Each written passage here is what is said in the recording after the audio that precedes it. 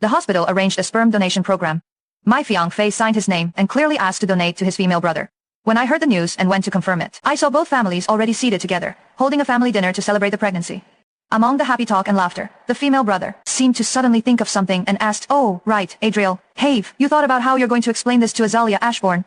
I don't really mind, but a girl like her who gets upset over everything, once she knows, who knows how much trouble she'll stir up. If she ends up making a scene and refuses to marry you, I'm not taking responsibility. Before Adriel Aldridge could reply, his mother, Adelina Aldridge, quickly spoke up. She wouldn't dare. My Adriel is valued by the hospital director, and is about to get a special promotion to the board of directors. For someone with conditions like Azalea to marry my son is already a huge favor. How could it ever be her place to make demands? Adriel turned the lighter between his fingers, looking rude and pleased with himself. My mom is right. Besides, Azalea has chased after me for 10 whole years, sticking close to me everywhere, and loving me like crazy. Making her give up marrying me would be the same as telling her to die. Don't worry, I've got you covered. Their laughter felt like a cold wind that suddenly stabbed straight into my heart. I lowered my gaze, gave a bitter, mocking smile, and then called my father. Dad, cancel Adriel's promotion on hold for now. I want to marry someone else. When I pushed the curtain aside and walked in, Adriel had Amara Atkinson wrapped in his arms. The two of them were holding an ultrasound photo and talking about who the baby would resemble in the future. The moment they noticed me, everyone's faces changed, like they had seen something dirty. For a moment, Adriel looked scared. He was about to let go of Amara, but instead she hooked her arm around his arm and walked toward me together with him. Azalea, your timing is perfect. I'll speak for Adriel first so you don't turn this into a big scene. You know I've always planned to stay single. But my parents only want a grandchild in their lifetime. Adriel only helped me by donating sperm to meet their wishes.